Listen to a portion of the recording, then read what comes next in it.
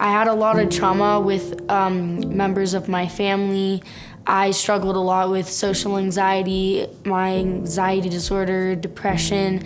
I would always isolate myself a lot, and I would lash out at people, and I would get too stressed out over things. Before Spark, I was having a lot of problems with anxiety and skipping school and a lot of trauma, especially problems with my family and running away.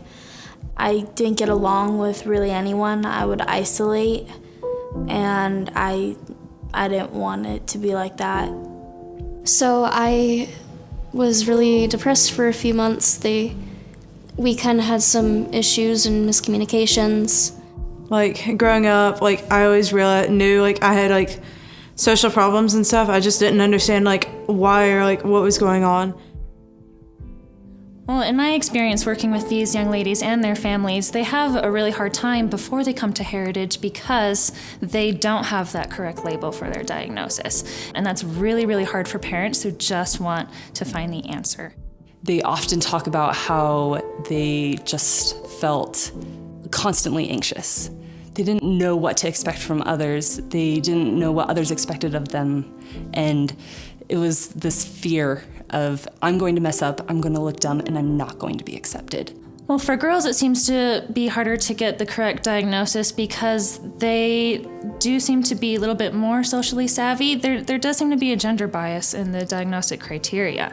Now, the research is showing that more boys are getting diagnosed with ASD than girls, but in reality what we see here is that there are a lot of girls that do meet the criteria just in different ways, and it's a lot more difficult for them to get that official diagnosis because they are more socially savvy. They are able to pick up enough social cues to be able to relate, but there's still something off there that's really hard for clinicians to see at times.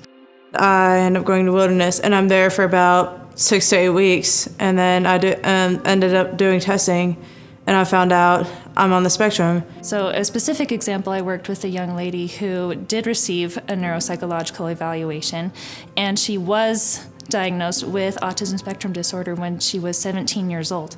So she went 17 years without knowing exactly what it was that was going on because she didn't quite seem to fit the criteria. This was huge for her when she found out. Immediately she said she wanted to get a tattoo of a puzzle piece with wings on it saying, I have autism and this is empowering for me. I can still fly, I can still soar.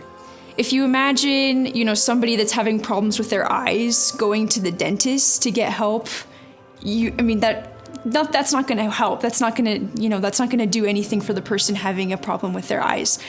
And so when students with the correct diagnosis come to the Spark Academy and are around people with the same diagnoses, are being coached by people that know how to work with the specific issues that they have, that they're in the right place. I think the main thing that I've noticed is their empowerment.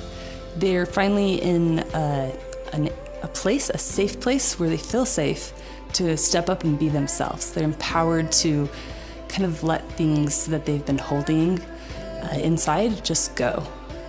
My parents decided that it'd be good for me to come to the Spark program because they thought it would help me get rid of a lot of my anxiety and stress, but I don't think that's exactly how it works because I'm still gonna have anxiety, but Spark is helping me a lot with reducing it and finding coping skills and ways to deal with it that are healthy. We all have similarities, and we all understand each other, and we all have each other's backs, which is nice. Like, it's gonna make it easier to interact with both in the real world, like whether or not it's just hanging out, a date, a job interview, like a class in college, or like who knows what is coming up in my future. I'm a lot more confident now than I ever used to be, especially with socializing and making friends. I'm more confident in myself than I was before.